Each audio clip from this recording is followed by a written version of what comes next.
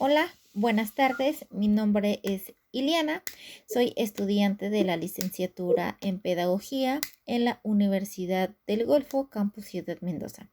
Esta tarde hablaremos un poco con la compañera Fabiola acerca de el paradigma interpretativo. Esta pues pequeña entrevista nos servirá para conocer acerca del tema.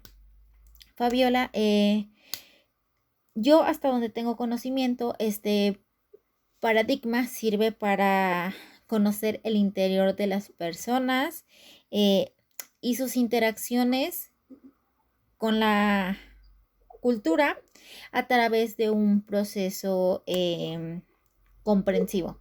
Pero dime tú, eh, ¿qué es este paradigma? ¿Cuál es su origen?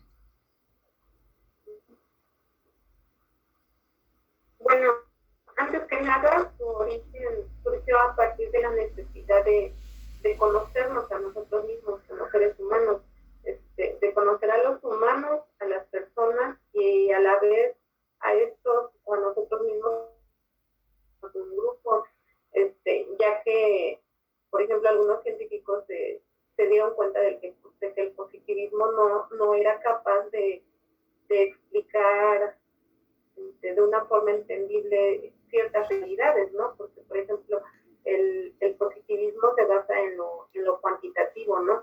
Y esta realidad es los seres humanos, por ejemplo, sus sentimientos, sus ideas, su cultura y la forma en cómo se interrelacionan entre sí, no es algo que se pueda cuantificar. Entonces, este paradigma, una de sus características es que tiene un enfoque cualitativo. Eh, y, y es bueno, ya que es cualitativo, pues no busca explicar sus investigaciones, más bien trata de interpretar todos estos resultados, los resultados de lo que investiga, interpretar las relaciones humanas. Uh-huh. Ok, entonces podríamos decir qué es lo que estudia.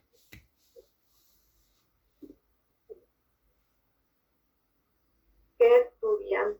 Pues estudia la forma en cómo el ser humano se relaciona entre sí y cómo se relaciona con la naturaleza, pero desde un enfoque del ser mismo, ¿no? No desde afuera, como por ejemplo la biología que explica cómo las realidades desde un ámbito externo al ser humano. Entonces, de estudiar internamente, se puede decir que internamente al sujeto, ¿no? Sus costumbres, como ya se dijo, la forma en cómo percibe la realidad, la forma en cómo se relaciona entre sí, la forma en cómo convive con la naturaleza. Eh, ya que existe cierta dependencia para este paradigma existe cierta dependencia entre sujeto y objeto y al mismo tiempo pues es modificable, ¿no? Pues ya que como seres humanos no somos predecibles, entonces este paradigma va a tener cierta flexibilidad para poder modificarse a las situaciones que se vayan dando. Ajá, y se puede enfocar, por ejemplo, o principalmente a las ciencias sociales, como son la psicología, la historia, la, podría ser también la filosofía y, y el resto de estas. Ok. Em, si no mal recuerdo, este paradigma tiene diferentes ramas. Eh, ¿Nos podrías decir una rama de ellas? Serían, por ejemplo, podríamos hablar sobre la etnografía, que este paradigma se basa principalmente en el estudio de ciertos grupos en particular. Este, por ejemplo, surgió o una característica o la forma en cómo surge es cuando se comenzaban a estudiar a los nativos, ¿no? Se comenzaba a estudiar cómo es que ellos actúan, por qué actúan así, por qué son diferentes y todas estas cuestiones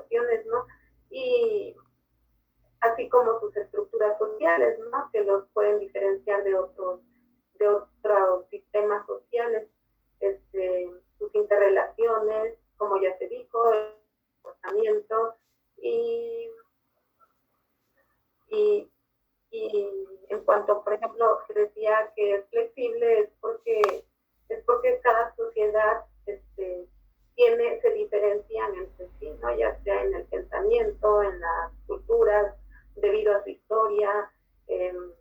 Así se puede, por ejemplo, si se quiere saber la forma en cómo aprende determinada sociedad o la forma en cómo asimilaría cierta situación una determinada sociedad, pues se recurre a este sistema, que es el sistema etnográfico, ¿no?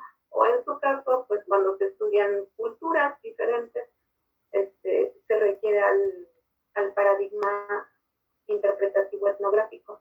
Ok, bueno, ya para terminar, porque sabemos que el tiempo es un poco reducido, dime, ¿tú cuál dirías que es la finalidad de este paradigma?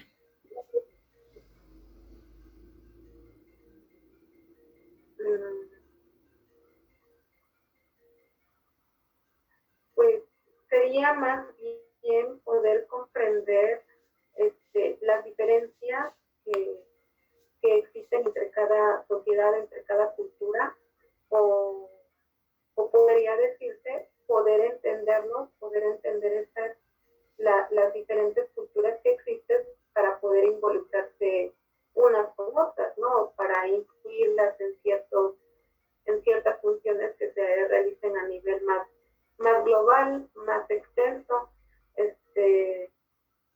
Pues se puede utilizar para diferentes ramas muy diversas. Por ejemplo, poder investigar ciertos acontecimientos que han sucedido ahí debido precisamente a la forma en cómo se interrelacionan estas personas, ¿no?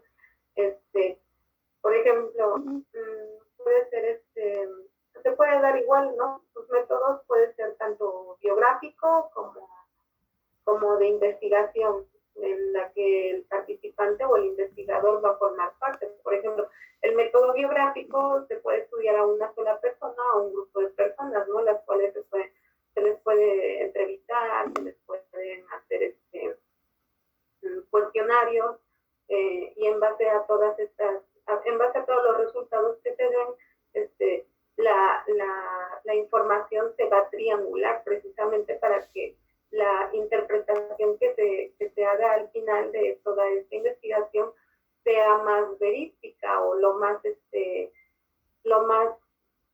lo más verdadera posible, por así decirlo, ya que, por ejemplo, no se van a investigar tanto a los sujetos como su entorno, como las personas que pueden allegadas, ¿no? Los informes históricos, por así decirlo.